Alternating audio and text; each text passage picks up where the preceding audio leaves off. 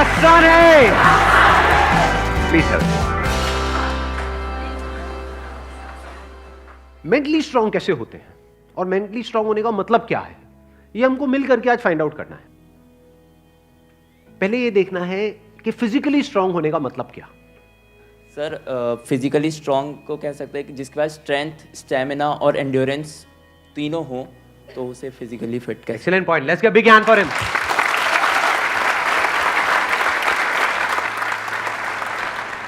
क्या हम ये कह सकते हैं उसकी मसल स्ट्रांग हो? हाँ, क्योंकि कुछ भी लिफ्ट करने के लिए, सही। वेट उठाने के लिए मसल्स का स्ट्रांग होना जरूरी है। मसल्स वीक होंगी तो आप नहीं कर पाओगे, हाँ। है ना। जो ओवरऑल स्ट्रक्चर है उसमें बोन्स भी आ गई, मसल्स भी आ गई, वो स्ट्रांग होनी चाहिए। उसको हम फिजिकल स्ट्रेंथ बोल सकते हैं। अभी यही फंडे जो हम फिजिकल में देख रहे हैं, इसी को मेंटली देख करके और फिर समझने की कोशिश करेंगे स्टेप बाय स्टेप कि उसका मतलब क्या। कि फिजिकल स्टेमिना तो हमको समझ आता है कि फिजिकली हम जल्दी ना थके। कोई बंदा है उसने थोड़ा बहुत काम किया एकदम से थक गया तो इसका मतलब फिजिकली स्ट्रांग नहीं है। जैसे बहुत लोग होते हैं, जैसे ही अपनी फिजिकल ट्रेनिंग करते हैं, कुछ भी करते हैं, हल्का सा भी दर्द होता है तो छोड़ देते हैं, छुई मुई टाइप के, है ना। तो बड़ा दर्द हो रहा है, भाई दर्द नहीं होगा तो बनेगी कैसे, है ना। Right sir. तो हल्का सा भी कुछ होता है तो छोड़ देते हैं, एंड्योर नहीं कर पाते हैं पेन को। Yes sir. तो पेन को एंड्योर करने की जितनी हमारे अंदर पावर है उसको हम एंड्योरेंस बोल सकते हैं। सर मेरे हिसाब से फिजिकली स्ट्रांग होने का मतलब ये है कि सबसे बड़ी चीज़ ये है कि बीमारियों से दूर होना चाहिए उसे। अगर मतलब कई बार ऐसा होता है कि हमें फिजिकली स्ट्रांग दिख रहा है पर्सन, बट वो होता नहीं है। यानी कि एक बंदा हो सकता है वो फिजिकली हमको स्ट्रांग बाहर से दिख रहा हो और वेट भी बहुत अच्छा लिफ्ट कर रहा हो, और लेकिन उसकी इम्यूनिटी वीक हो। Yes sir. तो हम कह सकते हैं अंदर से वो बंदा कितना स्ट्रांग है। यानी कि जो भी डिजीजेज है, मतलब जो भी बीमारियां हैं, उनसे लड़ने की उसके अंदर कितनी पावर है उसकी बॉडी के अंदर। Yes sir. एक तो फिजिकल पावर, एक है उसकी इम्यूनिटी हम बोल सकते हैं। Yes sir. अब एक एक करके इन पॉइंट को देखते हैं कि मेंटल स्ट्रेंथ में किस तरीके से हम अप्लाई कर सकते हैं। सबसे पहले बात हमने करी फिजिकली स्ट्रांग होने का मतलब क्या, स्ट्रेंथ। मतलब आप कह लो वेट उठाना है। जैसे कहीं हम जा रहे हैं रेलवे स्टेशन पे, यहाँ पे, वहाँ पे, एयरपोर्ट पे, और अगर दोनों हाथ में पूरा भारी भारी पूरा भरा हुआ लगेज है, जैसा हम लोग इंडियंस ज़्यादातर लेकर के जाते हैं, लगेज बंदे से भारी होता है, सही है नहीं है।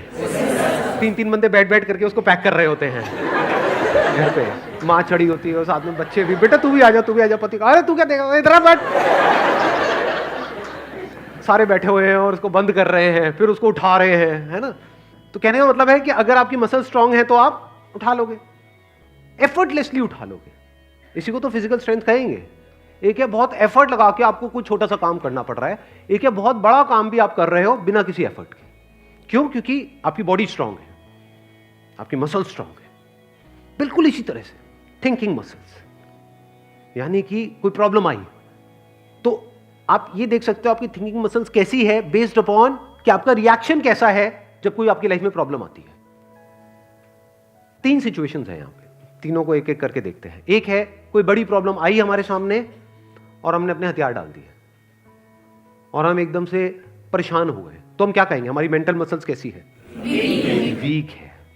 मतलब बिल्कुल ऐसा हो गया कि लगेज थोड़ा सा भारी है तो लगेज भारी है, मैं नहीं उठाऊंगा। अरे भाई अपने आप को स्ट्रांग कर, मैं आगे ट्रैवल नहीं करूंगा। क्यों? क्योंकि लगेज भारी है, मैं तो यही रहूंगा, बस स्टैंड पे ही रहूंगा, मैं नहीं जाऊंगा। आप हंस रहे हो लेकिन ऐसे हम करते हैं लाइफ में।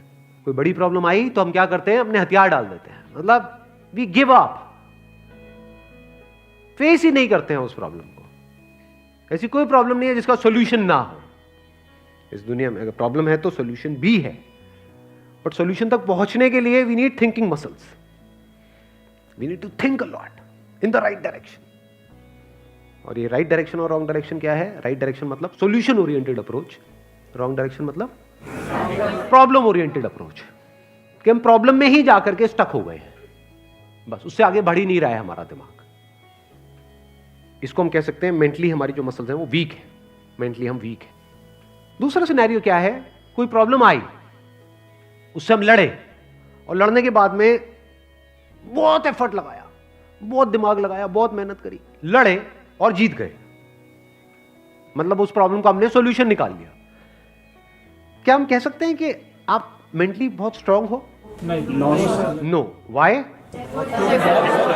एग्जैक्टली, बिकॉज आपको बहुत एफर्ट लगाना पड़ रहा है। समझ गए ना? हाँ, जैसे कोई बैग उठाना है तो बहुत एफर्ट लगाना पड़ रहा है जी, दोनों हाथ लगा दिए और ये घसीट घसीट के जा रहे हो, और पहुंच गए, कह रहे हो हाँ मैं तो वो। भाई कुछ नहीं, तेरी कमर में लचक आ चुकी है।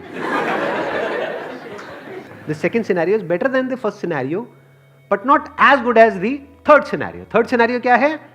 बड़ी से बड़ी भी कोई प्रॉब्लम आई हमारी लाइफ में, हम पहले ही उसके लिए तैयार थे और ऐसे सॉल्यूशन निकल के आ गया। मतलब वो प्रॉब्लम जो दुनिया के लिए बहुत बड़ी है, जिसको देख करके लोग डरने लग जाते हैं, वो प्रॉब्लम आपके सामने आई, ऐसे सॉल्यूशन निकल गया, एफर्टलेसली काम हो गया। यानी एक बैग आपके पास में है 50 किलो का, ऐसे उठा लिया हल्के में। मतलब लोगों को देखने में लग रहा है कि अरे बैग तो बहुत हल्का है। बैग हल्का नहीं है, उस बंदे में दम है। तो कैसे लाइफ की मुश्किल से मुश्किल प्रॉब्लम्स को भी आप आसान से आसान बना सकते हो? कितना आसान बना सकते हो कि ऐसा लगे अरे इस बंदे को तो कोई एफर्ट ही नहीं करना पड़ रहा है। उसी को तो कहेंगे मेंटल स्ट्रेंथ, मेंटली स्ट्रांग होना। इसको अगर मैं समअप करूं, जो भी अभी तक मैंने कहा है उसको एक लाइन के अंदर अंदर, तो वो क्या है? एक कैटेगरी होती है लोगों की जो सिंपल से सिंपल प्रॉब्लम्स को भी कॉम्प्लिकेटेड बना देते हैं अपने माइंड में। 99% लोग ऐसे ही हैं इस दुनिया में। सिंपल सी प्रॉब्लम है, कुछ भी नहीं, उसको भी इतना कॉम्प्लिकेटेड किया हुआ है जैसे पता नहीं क्या हो गया, हवा बना दिया है पूरा का पूरा। और दूसरी कैटेगरी होती है लोगों की, ऐसे बहुत कम लोग होते हैं, वही होते हैं जिन्होंने एक्चुअल में काम किया होता है अपनी मेंटल मसल्स के ऊपर। वो कौन होते हैं? जो कॉम्प्लिकेटेड से कॉम्प्लिकेटेड प्रॉब्लम्स होती हैं उनके सामने, जिसको देख करके ही बंदा कहे अरे यार ये तो बहुत कॉम्प्लिकेटेड है, उसको भी सिंपल बना देते हैं। जैसे फॉर एग्जांपल आपकी कोई रिलेशनशिप है किसी के साथ में और वहां पे बहुत क्लैशेस चल रहे हैं, बहुत मेजर कुछ इश्यूज हो रहे हैं। एक तो ये आपस में हम लड़ते मरते रहे कुत्ते बिल्ली की तरह, जैसे ज्यादातर घरों में होता है। उसका कोई सोल्यूशन निकल पाएगा कभी भी?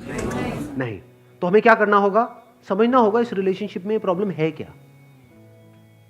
अज्यूम नहीं करना है पहले से कि प्रॉब्लम उसमें है या प्रॉब्लम मुझ में ही है।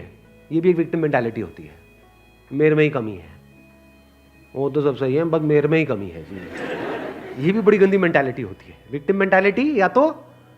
या फिर तुझ में प्रॉब्लम है, मैं सही हूं तू गलत है। तो पर्सन को ना देखा जाए कि वो या वो, प्रॉब्लम को समझा जाए। प्रॉब्लम एग्जैक्टली क्या हो रही है रिलेशनशिप, वो जो क्लैश हो रही है उसकी जड़ क्या है, उसका कॉज क्या है। अगर वो हमको समझ आ जाता है बारीकी से, तो क्या वो प्रॉब्लम जड़ से ठीक नहीं हो जाती? और अगर हम उसको ना समझे और ऊपर ऊपर से ठीक करने की कोशिश करें, क्या वो कभी भी ठीक हो सकती है? कोई भी मिल करके क्या उसको ठीक करवा सकता है उस प्रॉब्लम को? जैसे दो लोगों के बीच में प्रॉब्लम हो रही है, कोई तीसरा आ जाए उनके बीच में मीडिएटर बन करके, मैं सॉल्व करवा दूंगा तुम्हारी प्रॉब्लम, तो कुछ देर के लिए तो समझौता करा सकता है, लेकिन अगर परमानेंट उसका सोल्यूशन चाहिए तो वो कैसे होगा? या तो दोनों को या दोनों में से किसी एक को बारीकी से समझना होगा नेचर ऑफ प्रॉब्लम क्या है। And that could be very simple. समझ गए? मतलब लगता क्या है, ये स्पेशली जो रिलेशनशिप्स की जो प्रॉब्लम्स होती है वो बहुत ही कॉम्प्लिकेटेड होती है, एक्सट्रीमली कॉम्प्लिकेटेड। समझ ही नहीं आ रहा था क्या करें क्या ना करें। कई बार होता है कि बहुत ही सिंपल होता है उसका सोल्यूशन। अगर मान लो मेरी किसी के साथ में रिलेशनशिप है, उसमें कोई प्रॉब्लम हो रही है, तो उसको बारीकी से ऑब्जर्व किया, अच्छा प्रॉब्लम हो क्यों रही है और इतनी बड़ी प्रॉब्लम क्यों हो रही है, उसकी जड़ क्या है। तो जब जड़ तक गया तो मैंने देखा कि अच्छा मैं कुछ इस तरह से बोलता हूं जहां से पूरा खेल शुरू होता है। अगर मैं ये ना बोलूं तो, और इसकी जगह ये बोल दूं तो क्या खेल अलग डायरेक्शन में नहीं चला जाएगा? दोनों का अंडरस्टैंडिंग होना बहुत जरूरी है। आप कह रहे हो दोनों की अंडरस्टैंडिंग होना बहुत जरूरी है। हाँ जी सर। ध्यान से समझना, अब ये प्रॉब्लम ओरिएंटेड अप्रोच है, सॉल्यूशन ओरिएंटेड अप्रोच है? ये प्रॉब्लम ओरिएंटेड अप्रोच है जिसका कोई दुनिया में सॉल्यूशन नहीं है। ये बिल्कुल ऐसा है कि सरकार को तो अपना काम अच्छे से करना चाहिए। ये जो चाहिए है ना, ये हम इंडियंस की नस नस में दौड़ रहा है। सड़कों पे सबको अपनी गाड़ी ढंग से चलानी चाहिए, रेड लाइट पे सबको रुकना चाहिए, ये होना चाहिए, वो होना चाहिए, यहाँ पे सफाई होनी चाहिए, दोनों को एक दूसरे को समझना चाहिए, जो कभी नहीं होगा। तो क्या हो सकता है, इसका सोल्यूशन क्या है? ये हो गई प्रॉब्लम ओरिएंटेड थिंकिंग कि हमारी लड़ाई की जड़ क्या है, मैं तो उसको समझता हूं वो मुझे नहीं समझती। समझ गए ना? आ गई ना प्रॉब्लम। जबकि सोल्यूशन क्या है? मुझे ही समझना है, खत्म।